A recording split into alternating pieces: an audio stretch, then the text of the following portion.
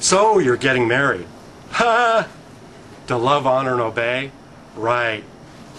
Marriage is an emotional and bureaucratic act of lunacy. This life-changing, momentous event, which, if we can accept the current 50% divorce rate statistic, will drain you of your money and result in a living hell for you. Let's assume you're in the 50% whose marriage has lasted. Out of that number, how many of you are truly happy and how many just hopeless losers good at accepting misery? Maybe 30%? You're getting married. How did this happen? You meet someone. You're hot for their body. You pant and slobber and do all sorts of disgusting things to this person behind closed drapes.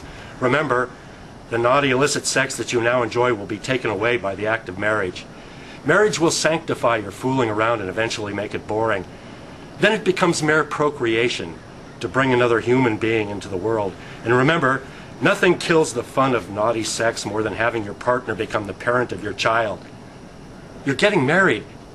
How did this happen? You're spending money on the person you're going to marry, buying them things before you're married. This is only the beginning. You convince yourself you're in love. Ha! Let's look at marriage logically, since marriage is an illogical act. Everything you do in life you learn. When you drive a car, someone teaches you. When you become a plumber, you take a class, or to learn to bake a cake, or to learn scuba diving, or anything. But nobody learns how to be married. There's no class in being married. In marriage, you make it up as you go along. You hope for the best. Try to fly an airplane that way. I dare you. Get in the cockpit of an airplane and try to take the airplane up without knowing how. What's likely to happen? Here you are, a selfish person who only thinks of himself, and you're going to promise another person to love, honor, and obey? You don't know the person you're marrying. You've probably only known them a few months. They only put up their best side for you. In fact, you don't even know yourself.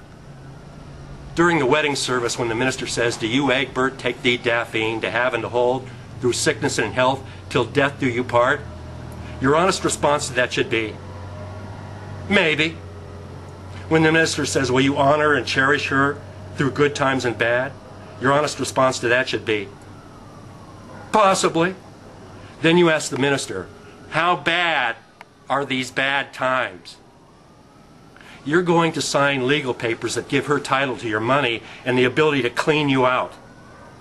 Then your friends and relatives, they get all dressed up and they spend thousands of dollars on gifts, not to mention the thousands spent on the wedding reception party afterward. I give your marriage 3 years tops. Then it all winds up in divorce court, rival lawyers fighting over the children and stripping you down to your boxer shorts.